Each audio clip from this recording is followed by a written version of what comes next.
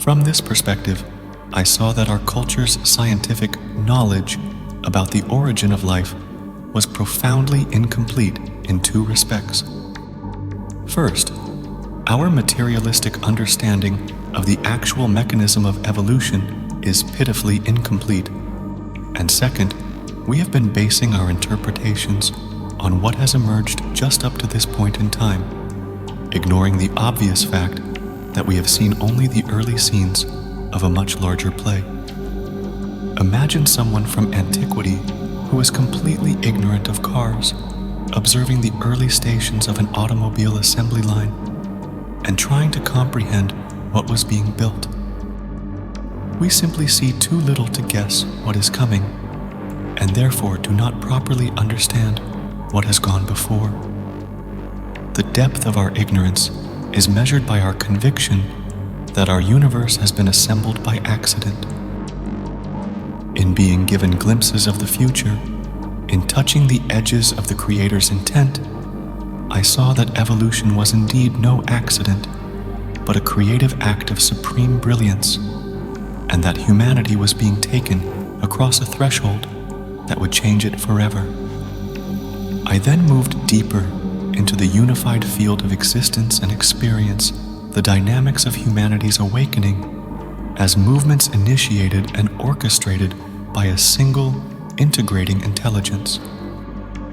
Previously, my frame of reference for understanding these processes have been individual human beings, and the themes of individual evolution are the skillful exercise of free will over vast epochs of time.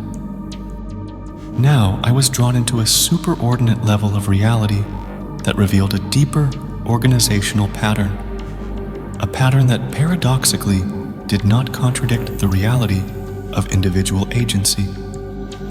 From this perspective, I experienced the evolution of our species as the systematic growth of a single organism, a unified and unifying being that all of us were part of. The subtlety of the cooperation of the parts with the whole was extraordinary. Nothing in our theological or philosophical systems does justice to the facts. To experience the incredible diversity of our species as a single unified field made many events clearer.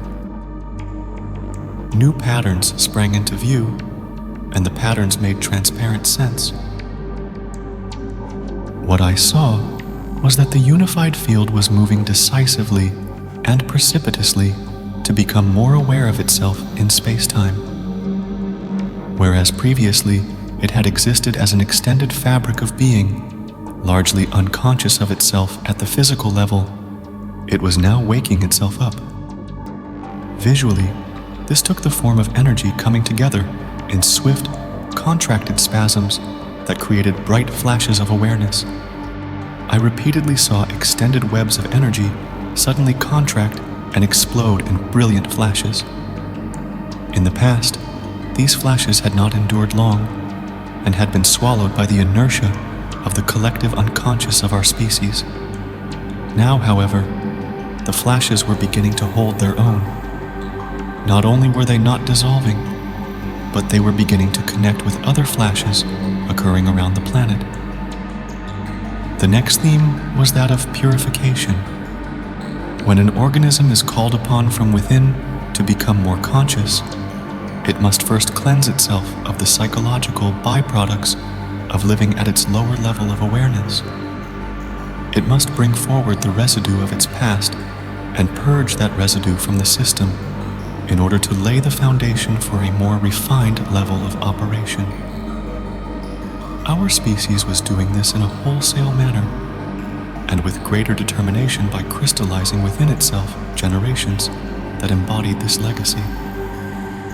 What I have previously seen simply as individuals reincarnating in order to clear individual karma, I now experienced as a highly centralized decision to cleanse the human mind field of its collective karmic legacy in order to prepare humanity for what is to come. It was the coordinated exercise of the self-evolution of the species as a whole. At a deeper level, It was the deliberate movement of the divine being that was evolving itself through the experiences of our species.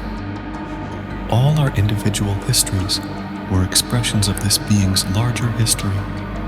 Our individual struggles were aspects of its larger struggle. The process was so beautiful and so elegant that it swept me into a deep ecstasy and almost took me beyond my capacity to maintain coherence. It was not a vision, but an experience of the reality itself. From the center of this experience, it seemed to be the case that our current generation had been deliberately, karmically configured to precipitate an intense cycle of collective purification. The poisons of humanity's collective past were being brought to the surface in us, and in transforming these poisons in our individual lives, we were making it possible for divine awareness to enter more deeply into future generations. We had volunteered for this role for both our personal benefit and the collective good. We were cells in a superorganism intent on rapid change. As such, we were heavy with both the burdens of our collective past and the promise of our collective future. I saw that this century formed something of a watershed into which the karmic streams of history were flowing, and I knew that as this process came to fruition, our future condition as a species would be beyond anything we might project from our current state of fragmentation. It is difficult to describe the jarring combination of emotions these insights stirred in me. On the one hand, I was deeply disturbed by the decisive and almost impersonal manner in which this transition was being effected. To experience entire generations of human beings as expressions of a larger evolutionary pivot was absolutely devastating. The entire process had the ruthlessness of Kingsley, the destroyer, mercilessly cutting away the old to make way for the new. On the other hand, I also felt an exquisite tenderness coming from the Creator, who experienced with us every pain we had taken upon ourselves. Humans were so precious to the Creator that not a single ounce of pain, not a single tear was wasted. The depth of that divine care so moved me that no sacrifice seemed too large or unreasonable. Moreover, I could see that the future we were creating was a future that we ourselves would participate in through future incarnations. We were doing this for God, for others, and also for ourselves. Eventually, the multiplicity of perspectives from which this transition can be experienced became so overwhelming that it completely shattered me, and I exploded into a frame of reference that included all these levels. The remainder of the session was spent in this state of expanded, integrated plurality. The theme became the experience of no self. I experienced my work in the sessions as being not breaking through the shell of anything real, the death of a self, but as the simple restoration of an open, inclusive wholeness that was and always had been the true reality. All else is a mistaken illusion. For a short time, the illusion was suspended, and I experienced my life as pure process, a rippling of an expansive field of consciousness that supported endless ripples. What a freedom of movement! What contentment in this spacious emptiness! How wonderful must be the experience of those who have stabilized this freedom. These experiences reached beyond the ripple that was me into the morphic field of the species. It is difficult to describe this process because it was largely devoid of cognitive content, and I only began to grasp what was happening retrospectively. My frame of reference was not the usual self/surround polarity, but the seamless fabric of a unified existence, and yet there was a subtle agency operating that presupposed my individual historical existence as well. As best as I can put into words what was happening, it is this.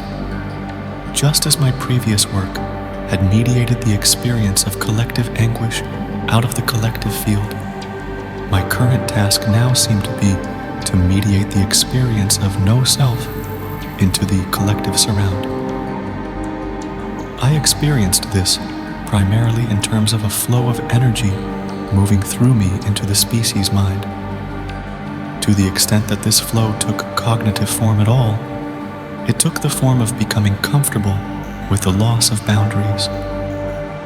This had many aspects to it, being comfortable surrendering the boundaries of race, the boundaries of socio-economic distinctions, the boundaries of nationality, the boundaries of religion. Wherever we had drawn boundaries around ourselves in history, there was fear. I seemed to be mediating a common energy that encouraged the dissolving of these boundaries and the softening of these fears. This went on for a very long time, as boundary after boundary fell to a social melding. Soothing energies moved through me and reached into the human field, making it a bit easier for persons to relax and yield to the flow of historical events that were challenging and dissolving the unreal divisions humanity had drawn upon itself. Together, we were paving the way for a future that was radically unlike the present. There is a social awakening coming, a time when we will have dropped our attempt to live in the atomized cells of our historical past, and we have appropriated the truth of our inclusive nature. Everything we are currently undergoing both privately and collectively is paving the way for this future. The net result of these and many experiences was to focus me on the question, how can the entire species be awakened? What would it take for the whole of humanity to make this quantum jump in awareness? Though I had seen that this awakening was our immediate historical task, I had not seen how it would be accomplished.